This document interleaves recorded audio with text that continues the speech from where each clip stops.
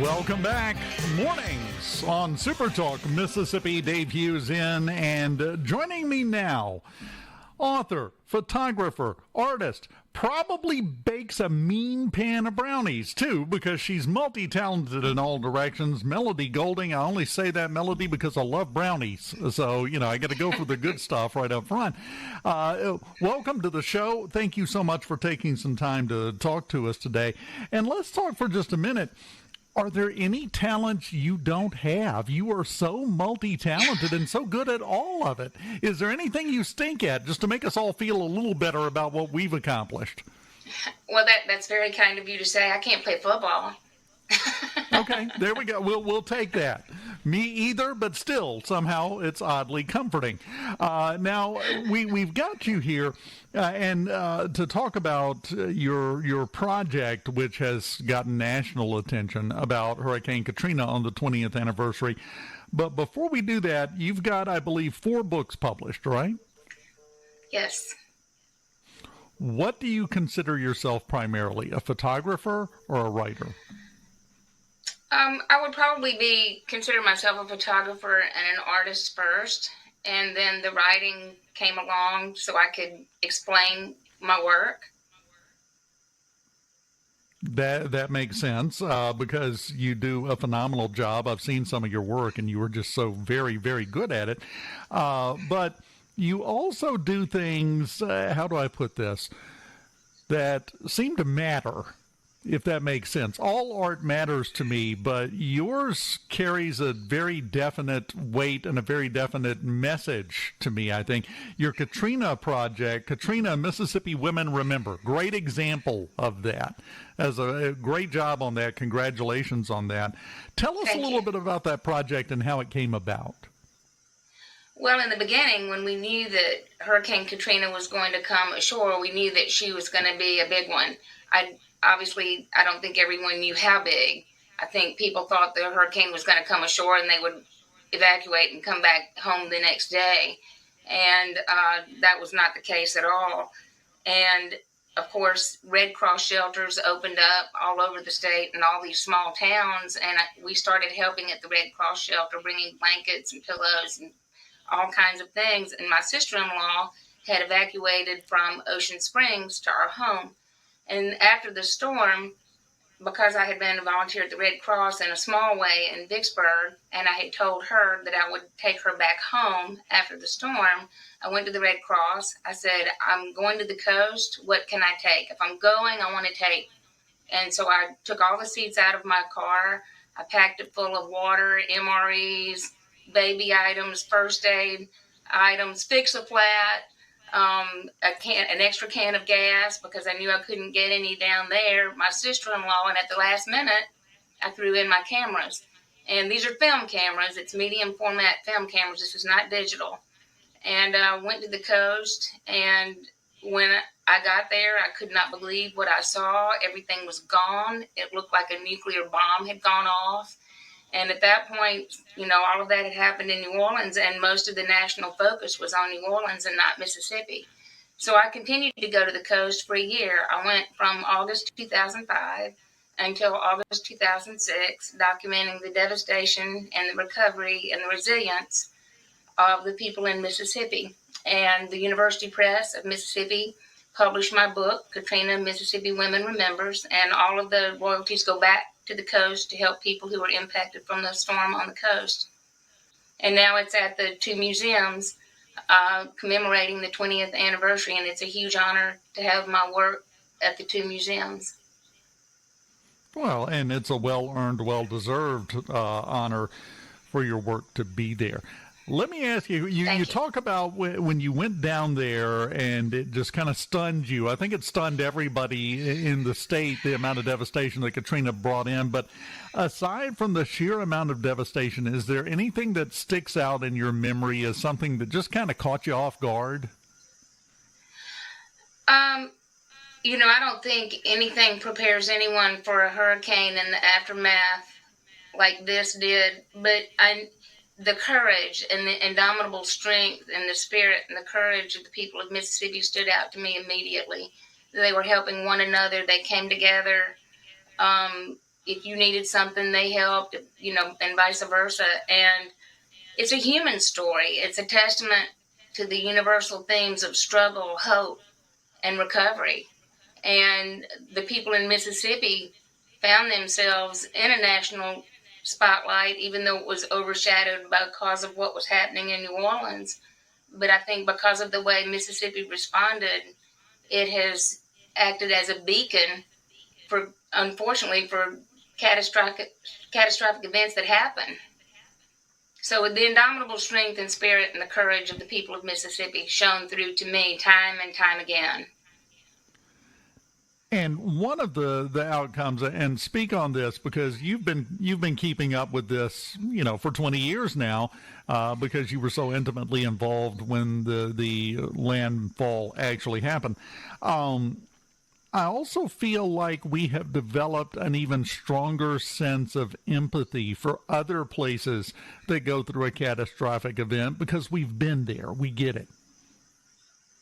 Yes, I agree. And it's the fact that we are such a loving and empathetic people in the state of Mississippi. We do reach out to other communities that have catastrophic events happen, whether it's tornadoes, floods, other hurricanes.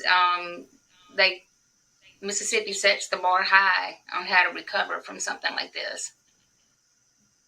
And that is a positive. I think there's no other way to look at that.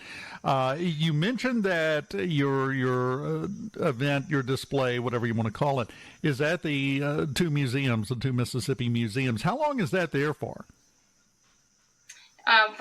It's from March the 2nd until November the 7th. So it's not too late. You can still go see it, and it's free. It's a free exhibit. That's the point I was trying to drive at because, you mentioned that it's in honor of the 20th anniversary year of Katrina making landfall as part of the reason why it's there. And I didn't want people to think that today was it. They had to go today or they missed it. You've still got until November. You got a couple of months that you can still get by. And I highly recommend doing it. This is your reason, your impetus to go to the two museums, because if you haven't been, you need to go. You're missing out on something. And now you get to see Melody's thing as well. You've had other projects, too, that have created a scene. You've got displays. You've had displays in Washington. You've had them all over the country, haven't you? I've been very honored that people want to showcase my work. And I appreciate that very much. It is a mountain of work, but I like to do it, and I do like to tell people stories. I know my editor at the University Press says I'm a folklorist, so he calls me a folklorist. Some people call me a photographer. I believe everyone has a story to tell if you just listen, and it's a fun thing. I have to agree with your editor because that's exactly what you're doing. You are basically building the historical stories of Mississippi. You're telling the history, but you're doing it in a way that also entertains. And if that's not a definition of folklore, I don't know what is. So that's exactly what you're doing, I think. Well, I tend to be a positive person in spite of it all. So some of my books are very funny. Some are very serious, but some are funny. Well, that's how you get people's attention and hold it, is with the humor sometimes. There are some situations and sometimes you don't joke, obviously, but you have to bring that lighter side because that is also a part of life. If all you focus on is the somber, serious stuff, you're missing a big part of the whole reason to get up in the mornings some days, right? Absolutely. How many times have you had someone look at you and go, "Get that camera out of my face"? Well, I think I had mentioned before my sons. I have two sons, Austin and John Reed, and they always call me the camera ninja. People don't see me that much. I'm little, and I kind of work on the sidelines, and I'm just kind of invisible. I just kind of work. I try to respect people's space. Some people don't want their photograph taken. A lot of times I'll ask permission, but I'm pretty invisible as a photographer. I don't carry all kinds of stuff, and I'm not very obvious. Are you still using film, or did you finally transition over to digital? Oh, I love using film. My Katrina body of work is medium format film. And when I went to the coast to document Katrina, I had to keep my film in a cooler in my car. And a lot of times I had to, changing the film is very difficult because it's medium format. And sometimes my hands would be shaking from what I'd seen. I dropped some in the sand. But I do like to still work with film, although my cameras right now are in the museum on display in my exhibit. So I haven't been able to use them since they've been at the museum. Melody Golding, can you stick around for a few minutes?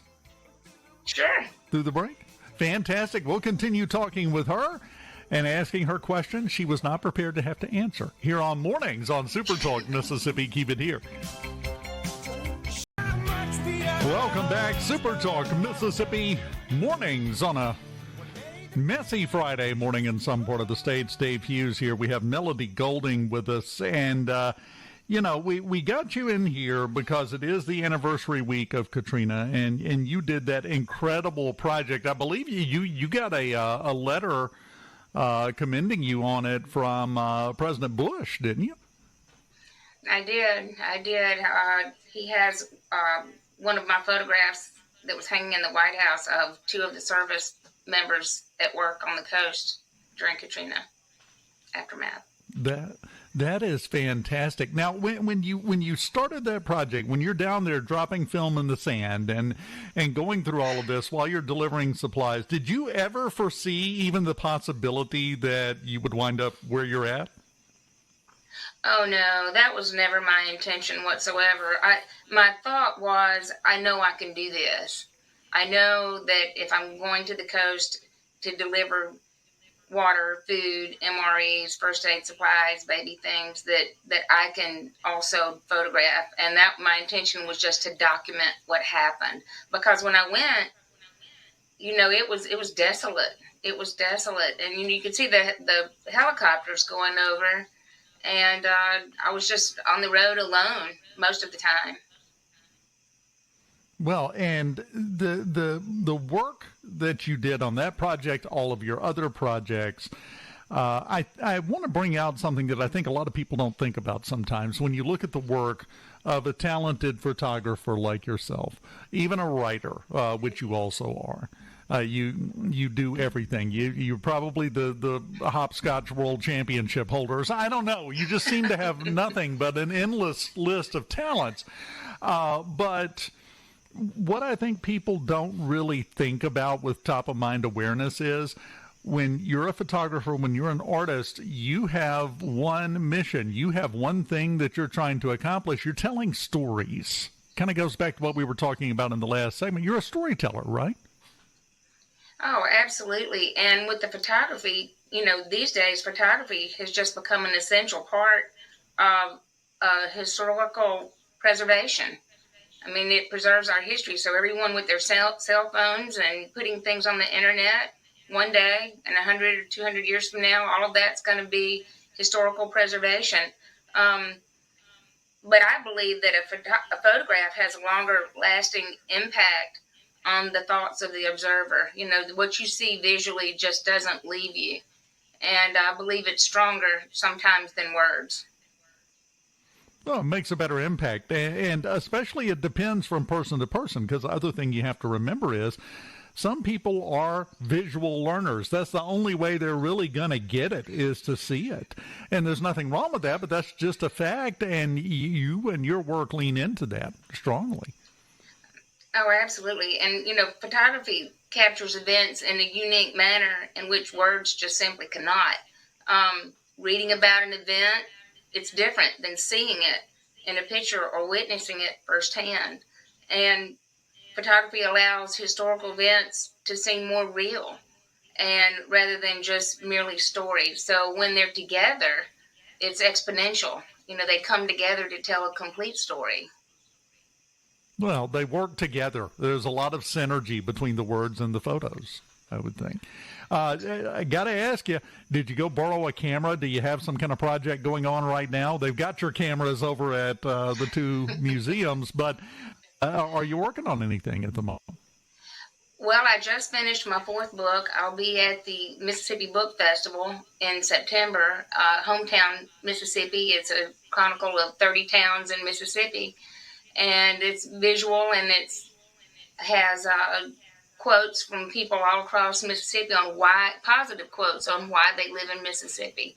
And so that's a project that I just wrapped up. And so I have forthcoming projects. I'm always staying busy. The camera ninja never rests. When I hear that nickname that your boys gave you, I've got this image in my mind of you wearing a full ghillie suit and a mobile duck blind with just the lens sticking out. That's the image that pops in my head. You might want to try that, actually. It might work. Exactly. I don't like to duck hunt, though. It's too cold. Thank you. I thought it was just me this whole time. You do incredible work, and it's very lucky for everyone, I think, that you decided to take your cameras that day 20 years ago when you were headed down to the coast to document all of this, because some things, most things need to be documented, but some things more than others. And you did a service. I know you created art, but you did a service for the people of Mississippi when you did that. So I don't know if anyone's told you, but thank you for that. That was a very good service you provided. Well, thank you. I hope that this record of such a difficult time in the history of our state will serve a higher purpose to mold and shape the future of us, as well as those who follow along in years to come. Mississippi found itself in the crucible of history with this Hurricane Katrina, and I believe that we shined as a people and as a state.